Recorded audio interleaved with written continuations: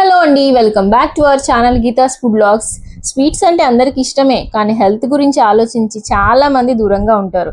మరి టేస్టీగా ఉంటూనే ఒంటికి బలాన్ని ఇచ్చే స్వీట్ ఉంటే ఎస్, ఈరోజు మనం చేసుకోబోయేది రాగి చాక్లెట్ బర్ఫీ.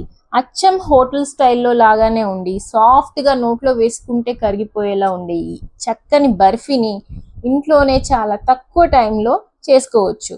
ముఖ్యంగా పిల్లలకి ఇది చాక్లెట్ లాగా అనిపిస్తుంది కాబట్టి చాలా ఇష్టంగా తింటారు. మరి లేట్ చేయకుండా ఆ ప్రాసెస్ ఏంటో ఎలా చేసుకోవాలో చూద్దాం రండి. ఫస్ట్ ప్యాన్ పెట్టుకొని అందులోకి ఒక కప్పు స్ప్రౌటెడ్ రాగి పిండి వేసుకొని వేయించుకోవాలి. ఈ స్ప్రౌటెడ్ రాగి పిండి ఎలా చేసుకోవాలో చూద్దాం. ఫస్ట్ రాగుల్ని తీసుకొని 2-3 సార్లు శుభ్రంగా కడుక్కోవాలి. దీన్ని కడుక్కున్నాక ఒక కాటన్ క్లాత్లోకి ఈ కడిగిన రాగుల్ని వేసుకొని ఒక నైట్ అంతా కూడా మూట కట్టుకొని పెట్టుకోవాలి. ఒక 2 రోజులు అలానే ఉంచి నెక్స్ట్ డే మూటను ఓపెన్ చేసి చూస్తే చక్కటి మొలకలతో రాగులు మనకు కనిపిస్తాయి. చూసారా ఎంత బాగా రాగులు మొలకలు వచ్చాయో.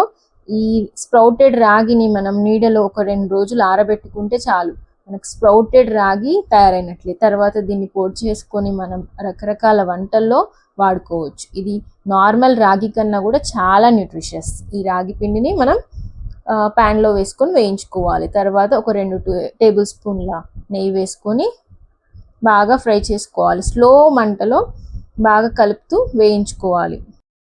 ఒక గిన్నె పెట్టుకొని అందులోకి ఒక 1/4 కప్పు వరకు తాటి బెల్లం తురుము వేసుకోవాలి. నేనైతే తాటి బెల్లం వాడుతున్నాను, మీరు కావాలంటే ఏదైనా బెల్లం వాడుకోవచ్చు. ఇందులోకి ఒక 1/2 కప్పు వరకు వాటర్ వేసుకొని ఈ బెల్లాన్ని పూర్తిగా కరిగించుకోవాలి. తర్వాత దీనిలోకి ఒక 2 టేబుల్ స్పూన్స్ వరకు కోకో పౌడర్ యాడ్ చేసుకోవాలి. దీనివల్లే మన బర్ఫీకి మంచి చాక్లెటీ టేస్ట్ అనేది యాడ్ అవుతుంది.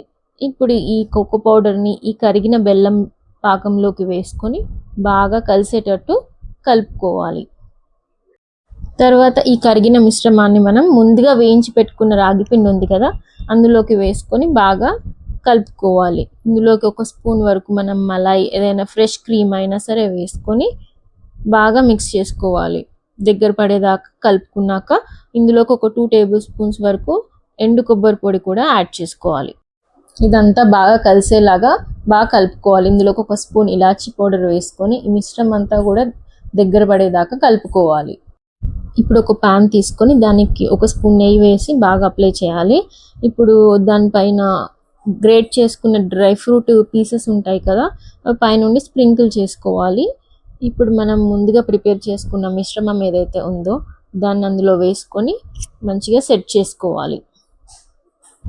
ఇప్పుడు ఈ ప్యాన్లోకి ఈ మిశ్రమం అంతా కూడా వేసుకొని దాన్ని మంచిగా సెట్ చేసుకున్నాక పైనుండి కూడా ఇంకొంచెం డ్రై ఫ్రూట్ పీసెస్ ఏవైతే ముందుగా మనం గ్రేట్ చేసి పెట్టుకున్నామో అవి పైనుండి వేసుకొని చక్కగా గార్నిష్ చేసుకొని పెట్టుకోవాలి.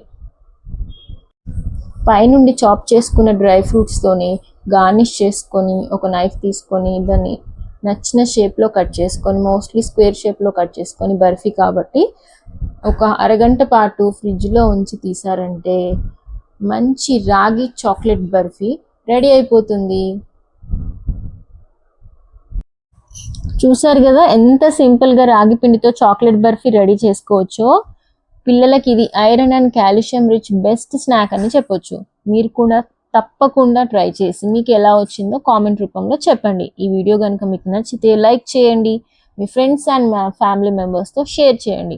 మరిన్ని ఇలాంటి హెల్దీ రెసిపీస్ కోసం మన ఛానల్ని సబ్స్క్రైబ్ చేసుకోవడం మర్చిపోకండి. Thank you so much for watching the video.